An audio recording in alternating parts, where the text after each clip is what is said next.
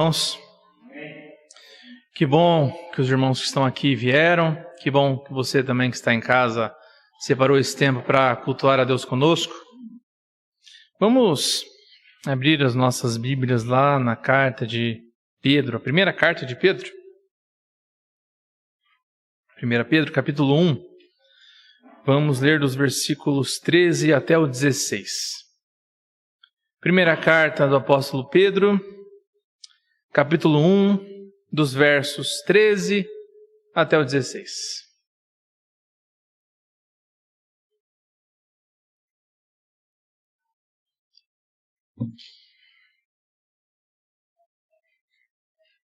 Diz assim: Por isso, cingindo o vosso entendimento, sede sóbrios e esperai inteiramente na graça que vos está sendo trazida na revelação de Jesus Cristo. Como filhos da obediência, não vos amoldeis às paixões que tinhais anteriormente na vossa ignorância. Pelo contrário, segundo é santo aquele que vos chamou, tornai-vos santos também vós mesmos em todo o vosso procedimento. Porque escrito está: sede santos, porque eu sou santo. Vamos orar mais uma vez. Senhor nosso Deus, nosso Pai, muito obrigado por este momento, muito obrigado pela leitura da sua palavra. Fala conosco através dela, Pai, quebrando os nossos corações e prepara para receber a boa semente da tua palavra. Em nome de Jesus, amém. A primeira carta de Pedro foi escrita para os cristãos da diáspora, crentes esses que estavam sofrendo perseguição na sua terra natal. Então, eram crentes, eram pessoas que estavam longe de sua casa, eram pessoas que estavam passando por sofrimento, passando por dificuldade, passando por perseguição por conta de sua fé. E o motivo, o propósito do apóstolo Pedro escrever essa carta é justamente trazer esperança, trazer consolo para esses crentes que estavam passando por essas difíceis situações, por esses sofrimentos. Pedro, então, escreve essa carta para que eles aprendam a se alegrar na esperança que está por vir, na esperança da volta de Jesus Cristo, na esperança da eternidade, nessa esperança que não acaba, nessa esperança que não murcha, nessa esperança que nada pode roubar, nada pode acabar. No primeiro capítulo, antes do versículo 13, o apóstolo Pedro fala acerca do que nós estávamos cantando até o momento, sobre a maravilhosa salvação de Jesus Cristo sobre nós. Então, depois de descrever toda essa maravilhosa obra de salvação de Jesus para conosco, Pedro fala também acerca das responsabilidades que um salvo tem. Agora que Deus operou ao nosso favor, agora que Deus nos salvou, agora que nós somos filhos de Deus, nós temos também responsabilidades. Deus deu tanto a esse povo, que agora esse povo, que somos nós também, temos que buscar a santidade pessoal. A Confissão de Fé de Westminster, que é um dos símbolos de fé de nossa igreja, da presbiteriana, no capítulo 13, no primeiro item, vai dizer assim: os que são eficazmente chamados e regenerados, ou seja, aqueles que são salvos, aqueles que foram salvos, tendo criado em si um novo coração e um novo espírito, ou seja, aqueles que nasceram de novo, aqueles que são novas criaturas, são, além disso, santificados real e pessoalmente, pela virtude da morte e ressurreição de Cristo, pela palavra e pelo seu Espírito que neles habita. É sobre isso que essa passagem que nós lemos fala, acerca da santificação pessoal de todo crente, a santificação pessoal e individual que todo crente deve buscar após ser salvo. Voltando no versículo 13. Por isso, cingindo o vosso entendimento, sede sóbrios e esperai inteiramente na graça que vos está sendo trazida na revelação de Jesus Cristo. Pedro começa trazendo ali o por isso, para relembrar da salvação de Jesus Cristo. Então, meus irmãos, porque Jesus nos salvou, porque Jesus morreu numa rude cruz por causa da gente, porque Deus nos fez de inimigos, agora servos, agora filhos, precisamos cingir o nosso entendimento. Para a gente fica meio confusa essa ideia de cingir, porque não é uma palavra que a gente usa. Mas quando a gente vai para o século I, onde as roupas eram, em sua maioria, túnicas longas, ou vestidos, quando uma pessoa precisava se movimentar rapidamente, uma pessoa precisava fazer alguma obra, algum trabalho, ela precisava segurar essa ponta do vestido, senão ela poderia tropeçar nessa túnica, isso poderia atrapalhar o seu movimento na hora de martelar alguma coisa, prender alguma coisa. Então ela cingia a ponta da sua túnica no cinto. E é isso que Pedro traz a ideia de preparar a mente para agir, deixar a mente pronta para agir. Quando a gente olha para essa, cingindo o vosso entendimento como uma figura de linguagem, a gente consegue pensar um pouco melhor. A gente consegue entender que Pedro está dizendo que a nossa mente tem que estar pronta. A nossa mente tem que estar livre de qualquer coisa que possa impedir o nosso servir a Deus. Qualquer pensamento que a gente tenha que nos afaste do serviço a Deus, da obra a Deus, do ser cristão, isso não deve estar na nossa mente. Por isso a gente deve cingir a nossa mente, o nosso entendimento, para que ela esteja pronta para trabalhar para Deus. Certamente os irmãos já ouviram aquele ditado, mente vazia é oficina do diabo. E de fato, tem um pouco de verdade nisso, porque quando a gente está com a mente vazia, a gente começa a pensar bobeira, a gente começa a pensar bobagem. Quando a gente é consumista, a gente começa a querer comprar um monte de coisa que não precisa. Nossa, que roupa bonita, mas você não precisa de roupa, mas eu vou querer comprar, já minha mente está vazia, eu começo a fazer coisas que eu não devia fazer. E é nesse sentido, quando Pedro fala no 13, sede sóbrios.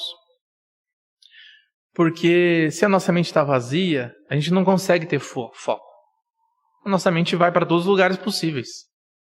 Mas quando Pedro fala sede sóbrios, ele quer que a gente tenha foco. Ele quer nos ensinar para que a gente fique ligado, para que a gente tenha domínio próprio, para que a gente não deixe nenhuma distração dessa vida presente nos atrapalhar, mais uma vez, no serviço para Deus. Que nenhuma distração dessa vida ocupe a nossa mente, que nenhuma distração dessa vida arrebate o nosso coração e tire o nosso coração do lugar que ele deve estar, que é no caminho de Deus, no caminho do serviço ao Senhor.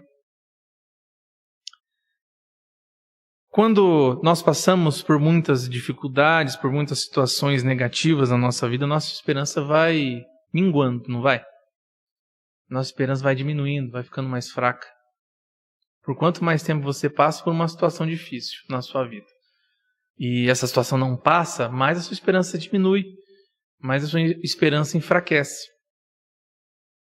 E eu tenho passado por uma situação nesse ano e na minha cabeça ela já está passando por muito tempo já, mas na nossa cabeça a nossa prova sempre é muito longa, né?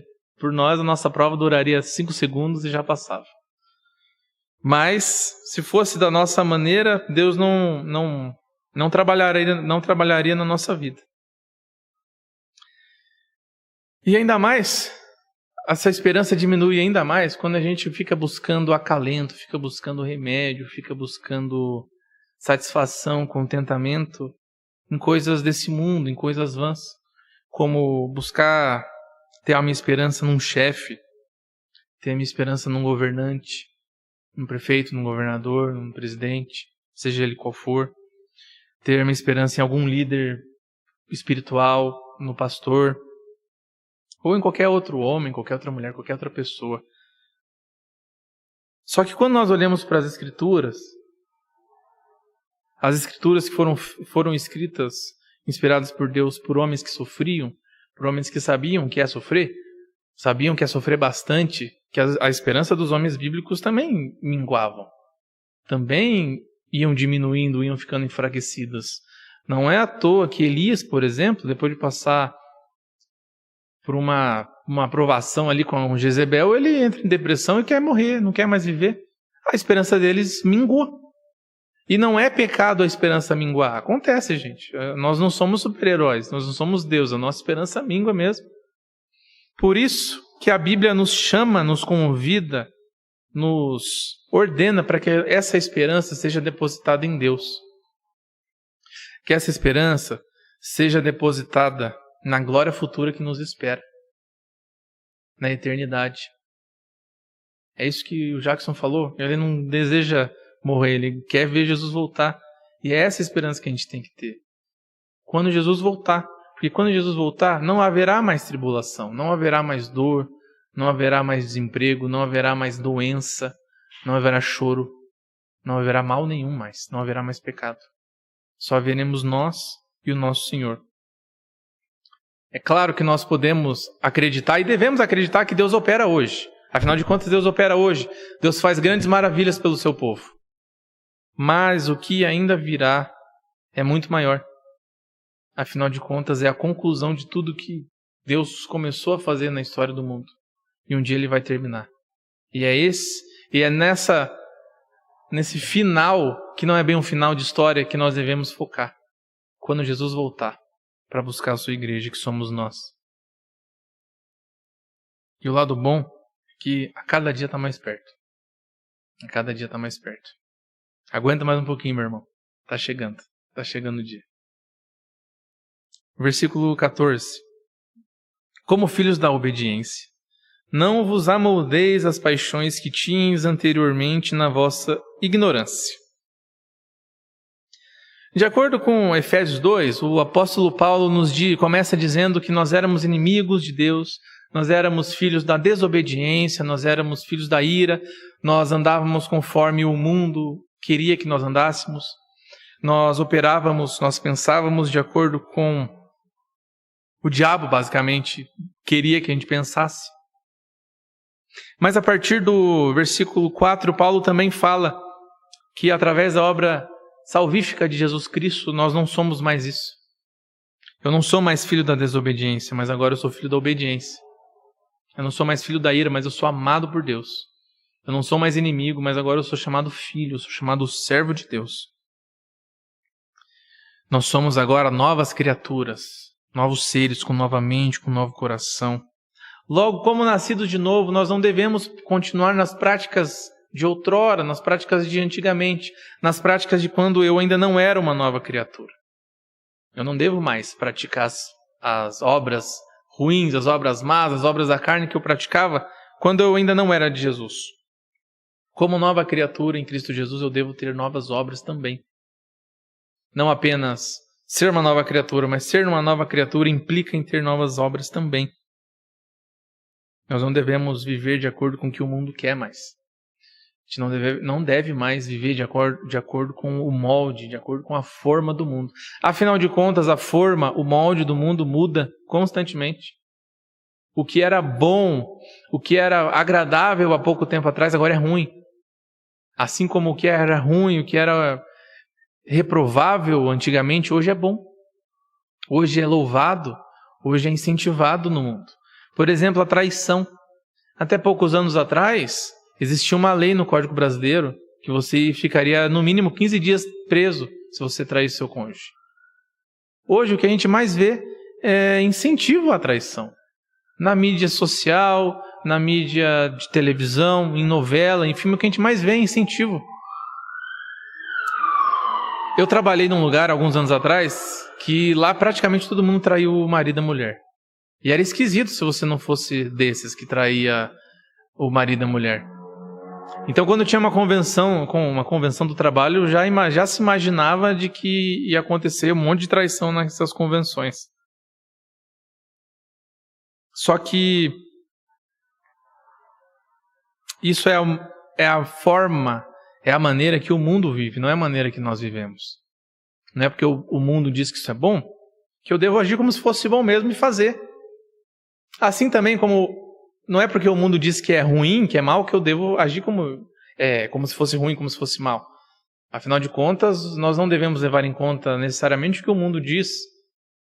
Não é o mundo a nossa regra de fé e prática, mas é a palavra de Deus, é a Bíblia. Pedro fala que tinhas anteriormente na vossa ignorância. A vida do ímpio é marcada pela ignorância. E não é uma ignorância no sentido de falta de inteligência, de burrice, de analfabetismo. Não é esse sentido de ignorância.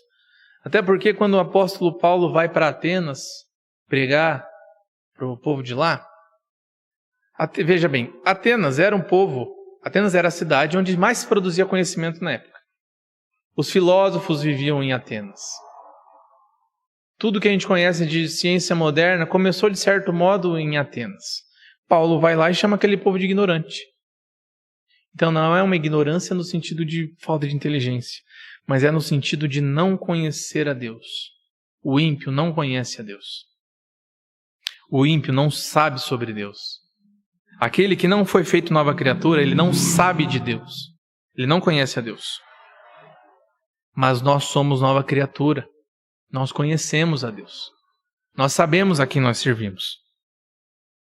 Então nós não podemos mais entrar nesse molde, nessa forma de vida antiga.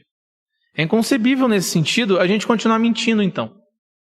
A gente continuar falando mal dos outros, a gente continuar fofocando, a gente continuar roubando, a gente continuar nos embriagando, entre outros muitos pecados. É inconcebível. Se o velho homem, o pecador, morreu com Jesus Cristo na cruz, o novo homem não deve praticar as mesmas obras que o antigo homem praticava. Não faz nem sentido. Afinal de contas, nós somos nova criatura. Nós temos uma nova mente, nós temos um novo coração. Nós temos também novas obras. Não mais obras da carne, mas agora obras do Espírito. Lembrando de Efésios ainda, Paulo fala: quem roubava, não roube mais. Mas agora trabalhe e ajude o seu próximo. Quem mentia, não minta mais. Agora só fale coisas boas. E assim deve ser a nossa procedência, deve ser a nossa mente quando nós somos nova criatura. É claro, meu irmão, não estou dizendo aqui que ninguém mais vai pecar, porque é impossível. Infelizmente a gente não consegue não pecar. Mas o nosso coração não pode mais estar voltado a essa prática do pecado. Aquela frase que todo mundo conhece: o pecado tem que ser acidente na nossa vida agora, não mais via de regra. Versículo 15, 16. Pelo contrário, segundo é santo aquele que vos chamou, tornai-vos santos também vós mesmos em todo o vosso procedimento. Porque escrito está: sede santos, porque eu sou santo. Em Isaías, capítulo 6, versículo 3, nós vemos que tem seres celestiais louvando a Deus e eles falam: santo, santo, santo. Ou seja, Deus é 3 vezes santo. E o nosso Deus, sendo santo, chama um povo que antes vivia no mundo de pecado para agora viver em santidade. Logo, Deus espera que tudo que eu pense, tudo que eu fale, tudo que eu queira, seja assim como Ele é, santo.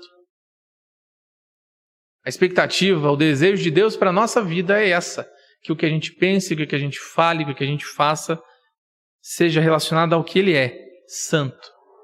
Não só simplesmente santo, mas santíssimo. Mais santo do que santo. O escritor do hino 54 do nosso novo cântico, Horatius Bonar, ele diz assim: nenhuma parte do dia ou da noite deve ser desprovida de santidade. E essa é a vida que Deus nos chama para viver. Que haja santidade em todo o nosso dia, em todo o nosso proceder, em tudo que a gente for fazer, em todas as horas do nosso dia. Eu ouvia muito na escola, ouvia muito mais novo, ou até mesmo no meio dos meus amigos na igreja, principalmente quando eles queriam falar assim: não me julga não, porque não é pecado que eu estou fazendo. Eles falavam assim: não, mas tá tranquilo, eu não preciso me preocupar muito com o que eu estou falando, muito com o que eu estou vestindo, com o que eu estou usando, porque Deus quer o meu coração só. Deus não se preocupa com a aparência, Deus se preocupa com o meu coração só. Deturpando quando Deus repreende Samuel por querer escolher os irmãos mais fortes de Davi. Deus fala para Samuel: eu não escolho pela aparência, eu escolho pelo coração. Então as pessoas, achando que estão sendo bíblicos, elas falam: não, eu não preciso me preocupar com nada que eu faço. Deus quer o meu coração só. Em contrapartida, eu também ouvia que Deus não era cardiologista. Deus não queria só o coração das pessoas, Deus queria tudo. Eu ainda acho isso muito engraçado, mas tem um fundinho de verdade nessas falas. Principalmente da de Deus não ser cardiologista, porque afinal de contas a gente não deve compartimentar a nossa vida. A gente não deve ficar separando a nossa vida. Ah, não, eu vou ser de um jeito na igreja, eu vou ser de um jeito no trabalho, um jeito na faculdade, um jeito na escola, um jeito na minha casa. Não, a gente é uma pessoa só. Existe só um Diego. Não tem que ter um Diego na igreja, tem que ter um Diego em casa, um Diego no trabalho, na faculdade. É o mesmo Diego. A gente não deve compartimentar a nossa vida, dividir a nossa vida. Afinal de contas, Deus nos fez um só. Somos uma pessoa só. Somos únicos. E quando nós olhamos para a santidade, isso não muda. Todas as áreas da nossa vida têm que ser santificadas. Afinal de contas, o nosso prumo, a nossa baliza, a nossa balança, a nossa régua é Jesus. Jesus foi santo em todo o seu proceder. Jesus foi santo em todas as áreas da sua vida. Não teve uma área sequer que Jesus não foi santo. E assim como Jesus é o nosso espelho, nós devemos também buscar santificação em todas as áreas da nossa vida. Ainda na Confissão de Fé de Westminster, lá no capítulo 13 de novo, só que agora no item 2, a gente lê a continuação que é assim. A santificação é no homem todo, pois ainda há em todas as partes do homem corrupção, ou seja, há pecado ainda em todas as partes do homem. A parte do Diego que trata com dinheiro, tem pecado lá. A parte do Diego que trata sobre sexualidade, tem pecado ali também. A parte do Diego que trata sobre trabalho, sobre escola, sobre faculdade, sobre como tratar a minha esposa, tem pecado ali. Então eu preciso que essas áreas todas sejam santificadas. Não só a parte, não, vou ir na igreja, está tudo certo, então eu preciso que a minha parte de ir para a igreja esteja santificada. Precisa também, mas todas as áreas da nossa vida precisam ser santificadas. E nós não devemos ser santos simplesmente porque é legal, porque é bom, mas porque é uma exigência bíblica. O apóstolo Pedro escreve as suas cartas inspirado por Deus. O apóstolo Pedro não tira nada da cabeça dele, ele tira isso do Espírito Santo. O Espírito Santo inspira ele o que ele deve escrever. E ainda por cima, o apóstolo Pedro puxa ainda Levítico 11:44, quando ele fala: Eu sou o Senhor vosso Deus, portanto vós vos consagrareis e sereis santos, porque eu sou santo. Então, quando Pedro escreve o verso 16, ele vai usar essa parte finalzinha de sereis santos, porque eu sou o santo de Levítico. É uma exigência bíblica a gente ser santo. Não é simplesmente algo que a gente pode ou não pode querer. É meio que obrigatório, na verdade, ao cristão, à nova criatura, ser santo. Porque a partir do momento que nós conhecemos a Jesus, aceitamos o chamado, dizemos sim ao chamado de Deus, a nossa vida muda, então nós começamos a ser santificados. Doutrinariamente a gente chama isso de perseverança dos santos. Mas isso acontece na vida de todo crente. Então todo crente tem que ser santificado. Isso é uma exigência bíblica, não é algo que a gente pode escolher. É algo que tem que acontecer na vida de todo crente. E nós não somos apenas chamados para sermos santos, nós somos convocados, Deus nos ordena para que a gente seja santo. Deus fala, sejam santos, não é, se vocês quiserem, sejam santos. Não, sejam santos. Sede santos porque eu sou santo. Nosso Deus é santo e como servos de Deus, como filhos de Deus, nós devemos refletir o caráter do nosso Deus. Se o nosso Deus é santo, o nosso caráter deve ser como o caráter de Deus, deve ser santo também.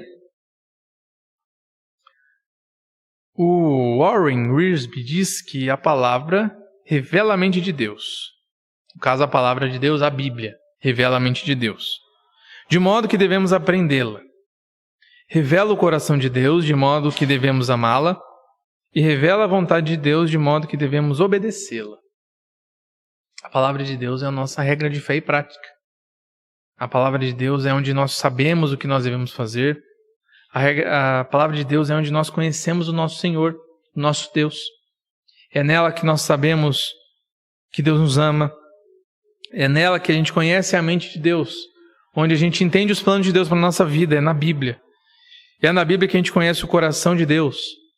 É na Bíblia que a gente vê que Deus nos ama, amou de tal maneira que deu o seu único filho para morrer por nós. E revela a vontade de Deus. E a vontade de Deus é essa, que nós sejamos santos. E Deus pode pedir Deus pode ordenar, falar para que a gente seja santo. Afinal de contas, Ele nos tirou do pecado. Ele nos tirou do lamaçal. Ele nos tirou do inferno, nos tirou do Egito.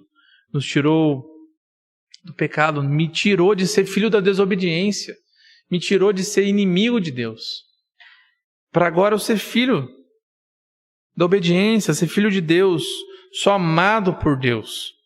Tão grande foi a obra de Jesus Cristo, tão grande foi a obra de Deus por nós, que quando a gente pensa nisso, quando a gente medita sobre a salvação, fica até meio sem sentido a gente não querer ser santo. Se Deus fez tudo isso por mim, como é que eu não vou ser constrangido a ser santo? Como é que eu não vou conseguir querer refletir o caráter daquele que tanto me amou? E essa maneira de falar é muito parecida com Deus quando Ele fala para o povo de Israel, antes de falar dos mandamentos. Eu sou o Senhor Deus que te tirou do Egito. Olha, Israel, vocês sofreram quanto tempo no Egito? Tantos anos. Vocês sofreram lá, vocês não tinham comida direito, vocês apanhavam diariamente. Eu tirei vocês de lá. Mandei as pragas e tudo mais. Tirei vocês de lá, mandei maná. Agora vocês vão ser santos, vocês vão parar de fazer isso. É assim agora. Deus nos mostra a grande salvação em Jesus Cristo e nos ordena, sejamos santos. Então sejamos santos, meus irmãos. Sejamos santos porque nosso Deus é santo. Nosso Deus é santo, santo, santo. Santíssimo. E para finalizar, sem santidade ninguém verá o Senhor. Então, se eu não for santo, ninguém vai ver Deus através da minha vida e eu não vou ver Deus também. Então nós precisamos ser santos. Então que Deus tenha misericórdia de nós para que possamos buscar a santidade. Pois se fosse fácil buscar a santidade, não existiriam tantos versículos nos ordenando para que buscássemos a santidade. Então que Deus tenha misericórdia de nós, meus irmãos. Vamos orar mais uma vez. Senhor nosso Deus, nosso Pai, muito obrigado pela tão grande, tão maravilhosa obra que o Senhor fez por nós através de Jesus Cristo. Obrigado, Pai, por ter nos tirado do pecado, da escravidão do pecado, para agora sermos servos do Senhor. Muito obrigado, Pai, por ter nos amado de tão grande maneira que muda completamente a nossa vida. Obrigado. Mas nos capacita também, Pai, para que nós possamos buscar a santificação e Te agradar com o nosso modo de viver. Jesus Cristo foi homem, Jesus Cristo sabe como é passar por tentações, sabe como é passar por dificuldades. Então Jesus nos abençoa, nos ajuda a passar pelas dificuldades e buscar a tentação, mesmo quando nós estivermos passando por tribulações. Ajuda-nos, Pai. Cuida do Teu povo. Em nome de Jesus que eu Te peço e agradeço. Amém.